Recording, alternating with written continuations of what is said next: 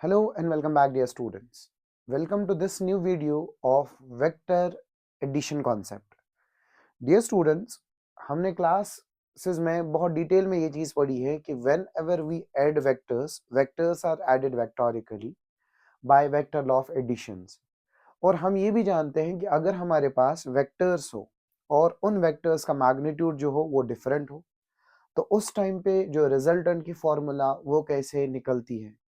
More over हमने ये चीज भी समझी है कि अगर हमारे पास वेक्टर्स इक्वल मैग्नीट्यूड के हो और वो किसी भी एंगल पे लगे हो और हमें सब्ट्रैक्शन या एडिशन पढ़ना हो, फिलहाल के लिए जो मेरे पास सिमुलेशन है इसमें हम वेक्टर एडिशन की बात करेंगे।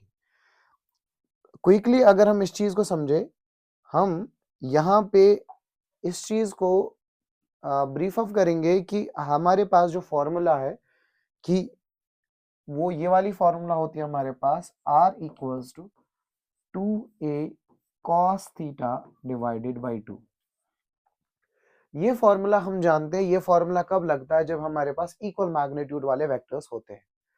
और उसमें भी हम ये जानते हैं अगर दो इक्वल वेक्टर्स हैं मैग्नीट्यूड वाइज और उनके बीच में 0 डिग्री एंगल है, थीटा इक्वल टू 0, और हम जानते हैं r निकलता है, लेट्स से a का मैग्नीट्यूड, वेक्टर का मैग्नीट्यूड है 2a, और वही अगर थीटा 60 डिग्री हो तो r निकलता है √3 मल्टीप्लाइडेड by a।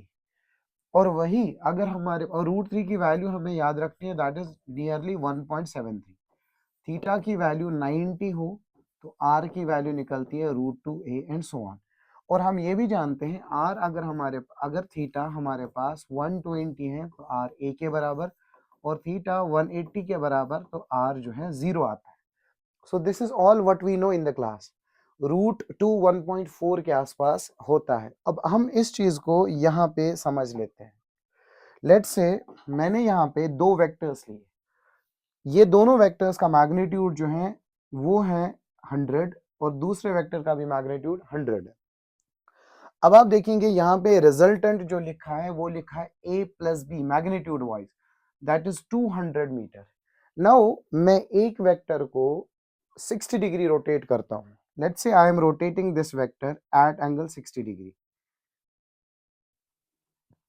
Now interesting point क्या है, एक वेक्टर a इधर ही है, b वेक्टर हमने रोटेट किया at angle 60 degree.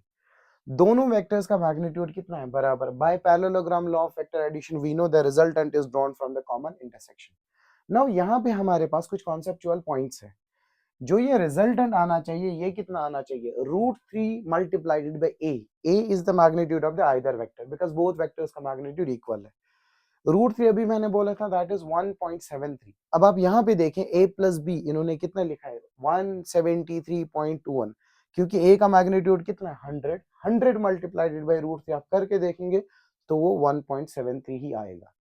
Now there is one more question, concept from over here. ये जो अल्फा दिया है, अगर आपको याद हो, मैं क्लास में बार बार बोलता था, alpha is the angle that one of the vector one of resultant makes with one of the vector, और ये यहाँ पे किसके साथ बना रहा है? दैट इज 30 डिग्री के साथ। अगर ये 30 तो ये भी 30 ही होगा क्योंकि दोनों का मैग्नीट्यूड बराबर है। नाउ अब हम ये देखेंगे कि 90 पे √2 होता है 1.4, अगर हम 1.4 इंटू 100 करेंगे तो 144 के आसपास आएगा आंसर। चलो बी का एंगल चेंज करेंगे अप टू 90,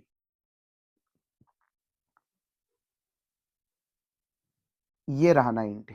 अब ये 90, राइट, और 90 पे कितना आता है? √2 मल्टीप्लाइडेड बाई √2 कितना होता है? 1.4 रफली, राइट।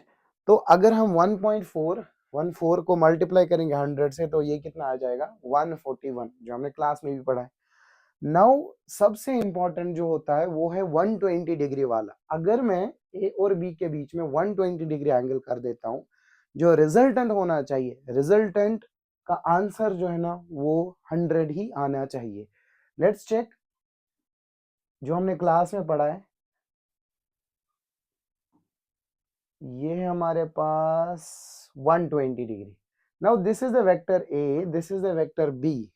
रिजल्टेंट इनके कॉमन इंटरसेक्शन से ही हर बार है, but what we are observing over here, जो रिजल्टेंट की वैल्यू है वो आइदर ऑफ द मैग्नीट्यूड है। लेट्स से ये भी 100 है दिया हुआ है और ये भी 100 है और रिजल्टेंट की वैल्यू भी कितनी है 100 डिग्री। यही हमने क्लास में समझाया था आपको, जब दो इक्वल वेक्टर्स इक्वल मैग्नीट्यूड के होते हैं और उनके बीच में 120 डिग्री एंगल होता है तो रिजल्टेंट जो आता है वो हमारा कितना आता है p के बराबर, यानी वेक्टर के बराबर ही। अब इसको 180 करके देख लेते हैं।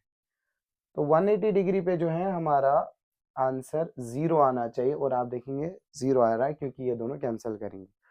अब इसी सिमुलेशन की मदद से हम अपनी सारी फॉर्मूलाज को वैलिडेट कर सकते हैं।